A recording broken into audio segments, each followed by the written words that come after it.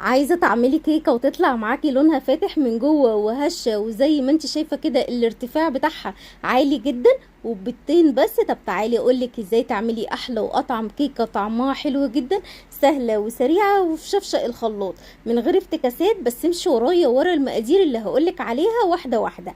هنبدأ ونسمي الله ونصلي على الرسول. بيضتين بدرجة حرارة المطبخ، كيس من الفانيليا، كوباية وربع من السكر، كوبايه الا ربع من الزيت او السمنه او الاتنين على بعض، شوفي انت بتحبي ايه واعمليه. كوبايه من الحليب الساقع، وهنزل عليها بمعلقه كبيره من الخل الابيض، وهضرب الكلام ده كله مع بعضه كويس جدا. وفي المرحله ديت لو انت حاطه زيت بس زي اللي انا عملته كده، كوبايه الا ربع من الزيت، هنزل بمعلقه من السمنه البلدي او النباتي المتوفر عندنا. هضرب بقى كله في الخلاط لحد ما الاقيه بدأ اللي هو يعمل رغاوي من فوق الوش، والسكر داب كويس جدا. معايا بقى كوبايتين من الدقيق، هبدأ انخلهم كويس جدا. وطبعا الكوباية اللي احنا عايرنا بيها كل المقادير هي اللي تعايري بيها الدقيق. معلقة كبيرة من البيكنج باودر، رشة ملح بسيطة، وقلبيهم مع بعض بالطريقة ديت كده.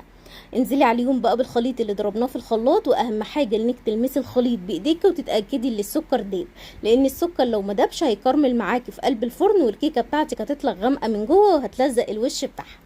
هبدأ بقى ان انا اقلب كله في اتجاه واحد بالطريقة ديت كده.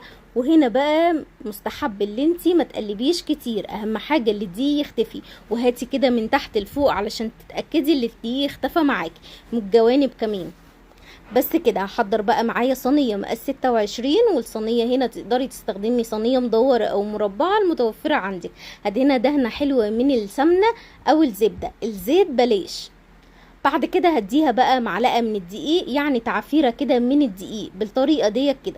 وطبعا لو عايزه تعملي كيكه شوكولاته ان شاء الله نعملها مع بعض برضو بطريقه حلوه قوي، بس انتي بس الاول اعملي الكيكه ديت وشوفي النتيجه بتاعتها اخبارها ايه. عايزه اقولك هتعملي كيكه والله كله هيحلف بيها.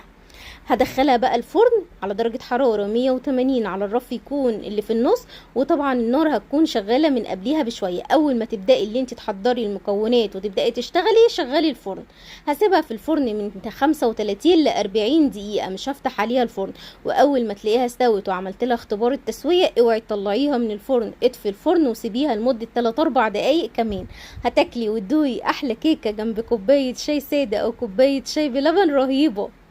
طبعا السكر تقدري تزودي او تقللي بتاعتك انتي.